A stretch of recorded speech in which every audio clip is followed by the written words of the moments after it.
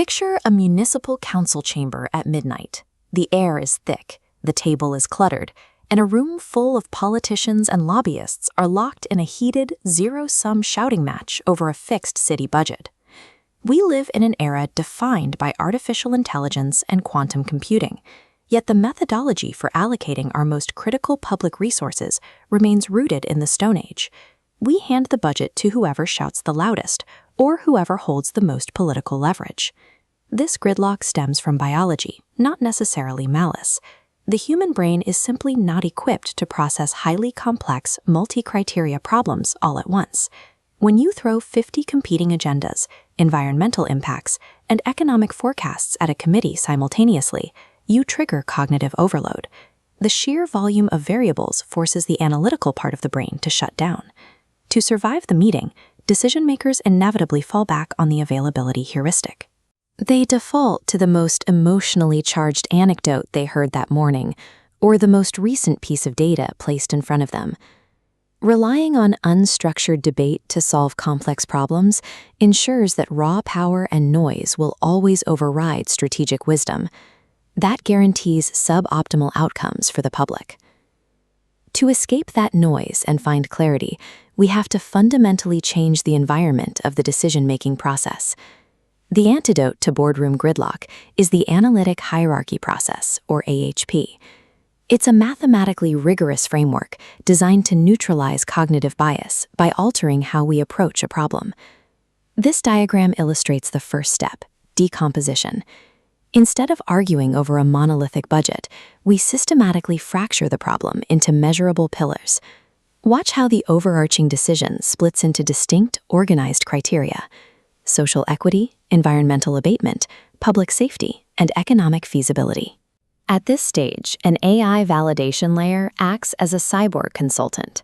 It audits this hierarchy in real time, scanning the criteria to ensure there are no critical blind spots that might skew the results.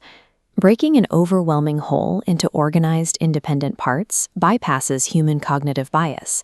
It establishes a clean, safe staging ground where objective valuation can actually happen. Next comes the measurement phase. We stop asking stakeholders to rank every single competing interest simultaneously. Instead, they perform blind, anonymous pairwise comparisons. Here is a simple slider interface. A decision maker compares only two isolated elements: social equity and economic feasibility. Comparing just two variables removes the emotional weight of the overarching budget, allowing you to measure relative importance one step at a time. But human judgment is famously flawed, which is why the system has a built-in mathematical safety net called the consistency ratio. It constantly monitors the logical, transitive properties of every stakeholder's choices. If a lobbyist claims A is more important than B, and B is more important than C, but then votes that C is more important than A, the system flags it. A high consistency ratio mathematically exposes those contradictory votes, proving their strategic direction is random noise. By forcing relative, isolated judgments and auditing them for logic, the system mathematically prevents any single loud voice from overriding objective reality. This brings us to the final phase of the process, synthesis, achieved through geometric mean aggregation. Here is the math in action. Individual stakeholder data points flow into a central node, merging into a single quantified priority vector. This builds mathematical consensus without a single verbal argument. The resulting output is a scientifically validated, defensible consensus for the public budget. This transparency creates an undeniable audit trail, documenting exactly why the decision was made and how every voice factored in. This philosophy of cooperative, structured thinking is the engine behind THINK25. Utilizing structured analysis means we no longer rely on power plays and exhaustion to run our cities.